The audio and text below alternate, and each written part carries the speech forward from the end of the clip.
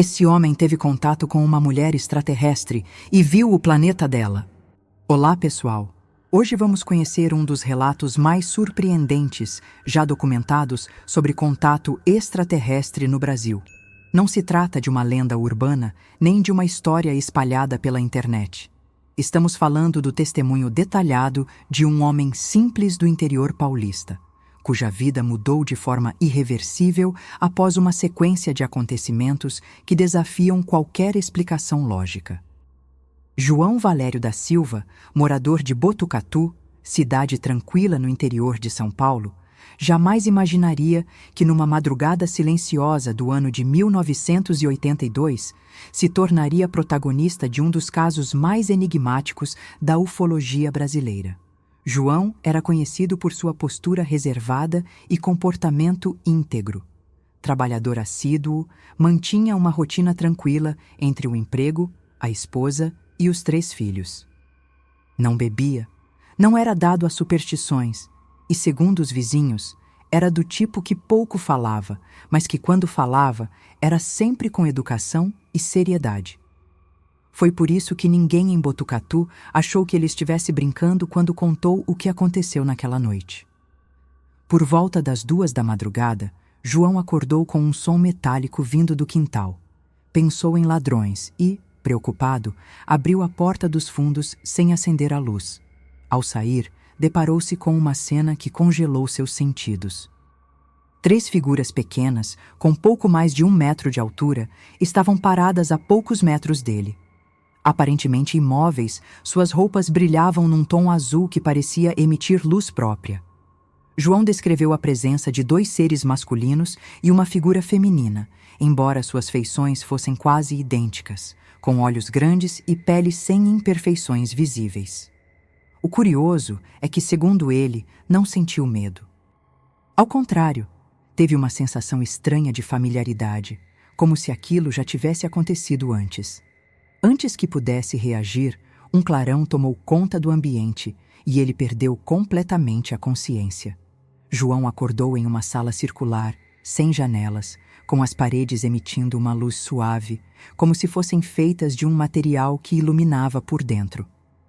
O ambiente não tinha móveis, mas dava a sensação de estar em um espaço controlado, silencioso e levemente úmido. Ele estava de pé, cercado por 6 figuras altas usando túnicas escuras. Permaneciam imóveis, observando-o com intensidade, mas sem qualquer sinal de hostilidade. Tudo era silencioso. Não havia nenhum som ambiente, nenhum ruído mecânico. Era como se o espaço inteiro estivesse isolado do mundo conhecido. Em determinado momento, uma mulher surgiu no centro da sala. Era diferente das figuras que o cercavam. Tinha a aparência humana, pele escura com um leve brilho dourado e olhos tão brilhantes que pareciam refletir a luz das paredes. João disse que sentiu uma conexão imediata com ela, uma mistura de calma e reverência, como se estivesse diante de algo sagrado. Ela não falou nada, apenas ergueu as mãos e tocou sua cabeça. No instante do toque, João ouviu um som agudo, quase insuportável, vindo de dentro do próprio crânio. Em seguida, desmaiou. Quando recobrou a consciência, estava nu, atrás de sua casa, com as roupas dobradas cuidadosamente ao lado. As marcas no corpo eram visíveis, círculos queimados na pele, simétricos, e uma substância oleosa que desapareceu após algumas horas. Assustado, procurou atendimento médico. Os exames revelaram algo ainda mais inquietante. Além das marcas inexplicáveis, havia sinais de uma leve hemorragia cerebral sem causa aparente. Nenhum dos médicos conseguiu justificar os sintomas. Nos dias seguintes, as marcas surgiam e desapareciam em novas regiões do corpo, sempre circulares, sempre em padrões simétricos. João dizia sentir um formigamento e ouvir um som agudo momentos antes dessas ocorrências, o que lhe dava a certeza de que algo estava para acontecer. Com o tempo, os episódios passaram a ocorrer com frequência. João dizia que os mesmos seres voltavam e que não precisava mais sair de casa para encontrá-los. Afirmava que, durante os momentos de inconsciência, era levado a outro lugar. Descreveu um planeta com 3 luas visíveis, onde as cidades pareciam feitas de cristais gigantes, e os habitantes se moviam com leveza, quase flutuando. Disse que lá não existia fala, apenas comunicação mental direta. Também contou que o tempo passava de maneira estranha, como se horas naquele planeta representassem apenas minutos na Terra. Nas supostas visitas, João começou a relatar que via imagens e mapas projetados em superfícies luminosas, sem números nem letras. Mapas da Terra, mas também de lugares que ele não reconhecia.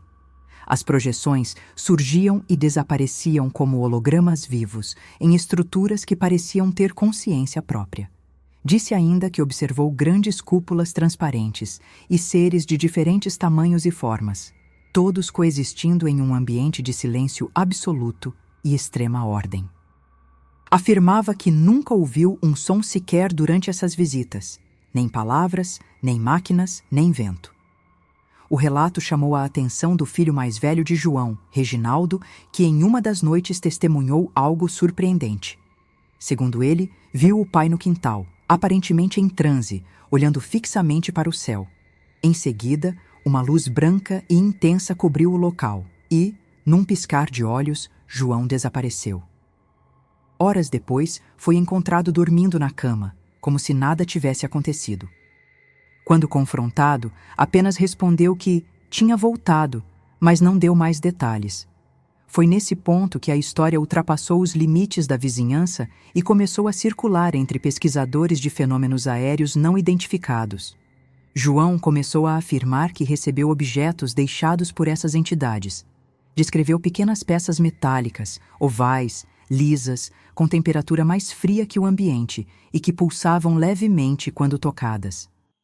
Disse que uma delas se movimentava sozinha ao ser exposta à luz do sol, como se tivesse alguma forma de energia própria. Procurou estudiosos e mostrou os objetos a pesquisadores que se interessaram pelo caso.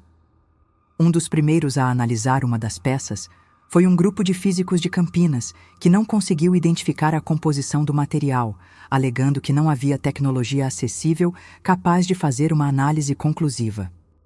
Foi então que surgiu o nome de Wendell Stevens, um ex-militar da Força Aérea dos Estados Unidos, conhecido no meio ufológico por investigar casos de abdução ao redor do mundo.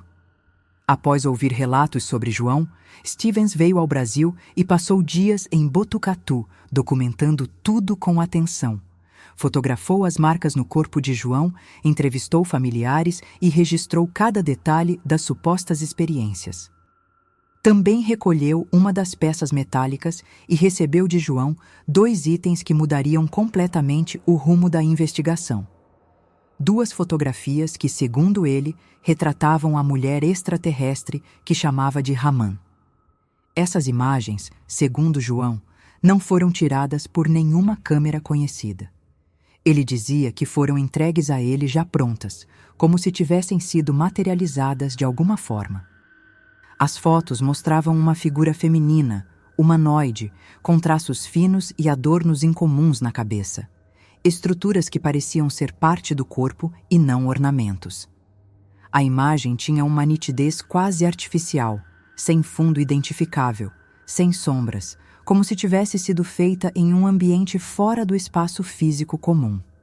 Foi esse material que Wendell Stevens levou consigo e incluiu em seu acervo particular de estudos ufológicos. As fotos chamaram atenção imediata quando foram exibidas em congressos de ufologia. A figura enigmática e o contexto da história intrigavam até os mais céticos. Vários especialistas tentaram analisar as imagens, mas nenhuma tecnologia da época conseguiu comprovar sua autenticidade, tampouco identificar sinais de manipulação. O que aumentava ainda mais o mistério era o fato de que as imagens pareciam fora do padrão de qualquer tecnologia fotográfica comum. A origem exata das fotos permaneceu desconhecida, e nenhum outro registro semelhante surgiu nos anos seguintes, o que só reforçou a singularidade do caso. O envolvimento de Wendell Stevens deu projeção internacional ao relato de João, atraindo o olhar de estudiosos da América do Norte, Europa e América Latina. A postura de João, no entanto, permaneceu a mesma, discreta, firme, sem exageros ou dramatizações. Repetia sempre que não queria convencer ninguém, apenas contar o que viveu. Nunca pediu dinheiro, nem procurou fama, o que fez com que muitos passassem a ver seu testemunho com outros olhos. Ele não parecia ter nada a ganhar com aquilo, apenas carregava algo que precisava ser dito. E assim, sua história começou a se espalhar como uma das mais intrigantes já documentadas no Brasil. Apesar da repercussão internacional, João Valério da Silva nunca se deixou seduzir pelos convites ou propostas comerciais que surgiram ao longo dos anos. Participou de apenas 2 palestras, ambas organizadas por centros de pesquisa ufológica que acompanharam de perto seu caso, e em nenhum momento demonstrou interesse em explorar financeiramente o que viveu. Segundo amigos próximos, João se sentia dividido entre a responsabilidade de compartilhar aquilo que testemunhou e um crescente incômodo, como se estivesse indo contra algo que não compreendia completamente. Com o passar do tempo, esse sentimento se intensificou. Foi durante esse período de exposição que ele confidenciou a algumas pessoas mais próximas que os próprios seres, ou talvez a mulher que chamava de Ramã, não queriam mais que ele falasse sobre os encontros. Disse que, após as últimas entrevistas, passou a ter sensações físicas desconfortáveis, como calafrios repentinos, dores de cabeça intensas e pesadelos com imagens fragmentadas do planeta onde dizia ter estado. Chegou até a relatar, em tom quase sussurrado, que durante uma dessas crises, viu o rosto de Ramã se transformando diante de seus olhos em algo que não conseguia descrever com palavras. Depois disso, João se retirou completamente da vida pública. Recusava entrevistas, não atendia mais estudiosos e evitava tocar no assunto até mesmo dentro da própria família. Vivia em silêncio, mas com o olhar sempre alerta, como se esperasse algo. Algumas pessoas diziam que ele parecia em constante vigilância, enquanto outras acreditavam que sua mente havia se esgotado com a pressão e os episódios inexplicáveis. No entanto, nunca houve nenhum diagnóstico médico que indicasse alteração psicológica grave. Sua sanidade e coerência permaneciam intactas, o que tornava tudo ainda mais desconcertante para quem acompanhava o caso. Anos mais tarde, as fotografias entregues por João e atribuídas a Ramã voltariam a circular entre colecionadores e pesquisadores. Embora nenhum exame técnico fosse conclusivo, também não se encontrou qualquer indício de falsificação, montagem ou manipulação digital, o que, considerando a época em que surgiram, aumentava o mistério. As imagens continuavam gerando debates intensos nos círculos ufológicos.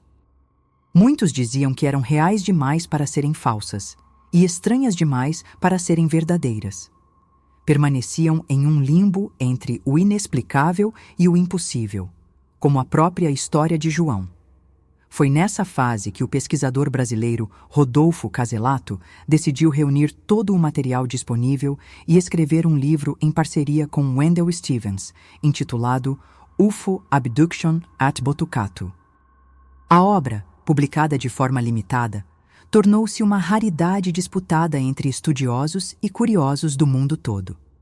O livro trazia depoimentos detalhados, cópias dos exames médicos, imagens das marcas no corpo de João e os registros das entrevistas com ele e sua família.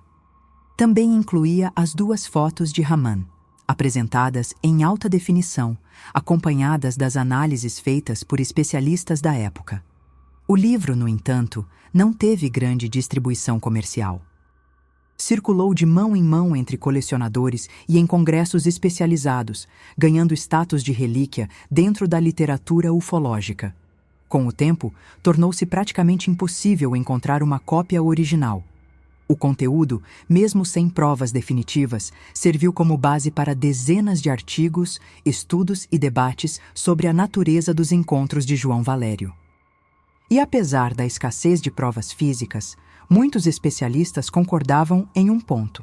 a consistência do relato ao longo dos anos era incomum. João nunca se contradisse, nunca acrescentou detalhes sensacionalistas e jamais voltou atrás em qualquer parte da história. Curiosamente, os objetos metálicos mencionados por ele desapareceram.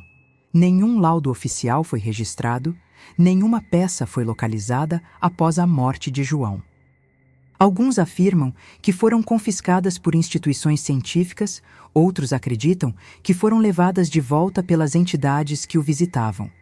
Mas oficialmente, nada restou. Os documentos médicos existem, as fotografias estão arquivadas, mas os objetos que poderiam comprovar materialmente a experiência sumiram sem deixar vestígios.